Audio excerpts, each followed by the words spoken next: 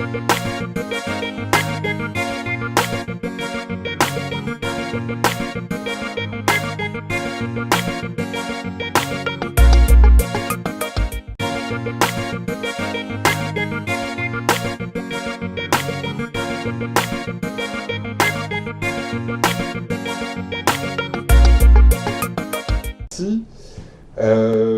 Tout d'abord, merci pour cette invitation. Je suis très content que l'on nous donne cette occasion d'expliquer ce qu'est Transparence Internationale France, et puis les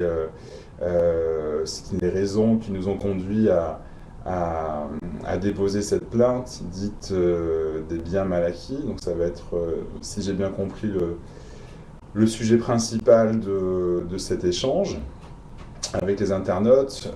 Alors, les modérateurs m'ont demandé d'introduire cet échange en expliquant ce qu'est Transparence Internationale, et puis également en revenant sur l'historique de l'affaire des biens mal acquis, parce que comme vous le savez peut-être, c'est une affaire qui a débuté dès 2007 et qui a connu de nombreux rebondissements, de développements variés, principalement sur le terrain de la procédure, mais je vais essayer d'être assez simple, sans entrer trop dans les détails procéduraux, pour vous expliquer qu'est-ce que l'on vise à travers cette action. Alors tout d'abord, concernant Transparence Internationale, nous sommes l'une des 107.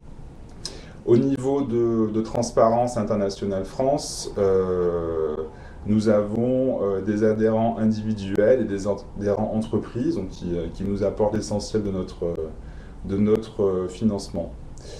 Donc pour parler maintenant plus précisément de Transparence Internationale France, parce que c'est nous qui avons déposé cette plainte, dit des biens mal acquis. Donc nous existons depuis 1995, donc depuis assez longtemps à l'échelle du mouvement Transparency International. Alors ce qu'il faut savoir, c'est que les sections de Transparency International sont très indépendantes. C'est-à-dire que notre siège qui est à Berlin, joue un rôle d'appui, de soutien lorsqu'on en exprime le besoin. Mais chaque section de Transparence Internationale, de Transparency International, définit elle-même ses priorités et ses modes d'action. Là où je veux en venir, c'est que nous seuls, Transparence Internationale France, avec nos adhérents particuliers, entreprises, nous avons décidé de déposer cette plainte dite des biens mal acquis. Donc ça, c'est une précision que je souhaitais apporter. Alors comment nous agissons? Donc, nous avons trois types d'actions: des actions de sensibilisation du grand public et des dirigeants. Nous conduisons aussi des actions de plaidoyer dans le but de renforcer les lois et les institutions qui aident à combattre la corruption.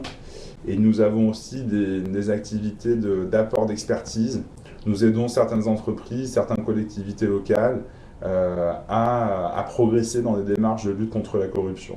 Donc ça, ce sont les trois modes d'intervention que nous avons. Et puis concernant la France, parce que l'essentiel de notre activité concerne la France, nous avons par exemple publié jeudi dernier, à l'occasion de la Journée mondiale de lutte contre la corruption, un rapport très détaillé sur la question des conflits d'intérêts. Vous avez peut-être vu que le débat des conflits d'intérêts a été très vif en France depuis quelques mois, autour de la question autour de l'affaire dite Woerth-Bettencourt.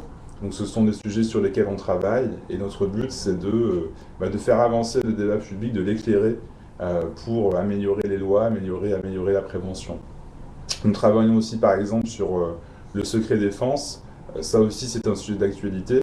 Il est probable, il est même acquis que dans certains dossiers, le gouvernement français fait un usage abusif du secret défense. Le secret défense en soi, c'est quelque chose qui est légitime, qui est nécessaire dans tout état de droit.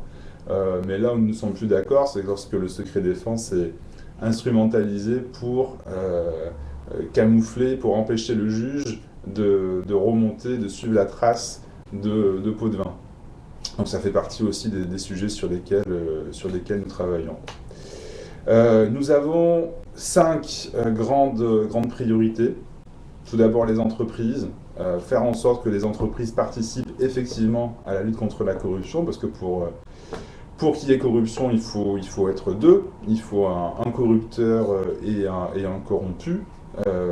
Donc en ce qui concerne la grande corruption internationale, nous essayons d'amener les entreprises à refuser de pratiquer la corruption. Le deuxième grand domaine d'intervention, c'est tout ce qui concerne la vie publique, au sens large, la classe politique. Par exemple, nous recueillons pour chaque grande élection les engagements de nos élus, des candidats aux élections politiques en France, leurs engagements sur, encore une fois, les questions d'intégrité et de transparence. Et ensuite, nous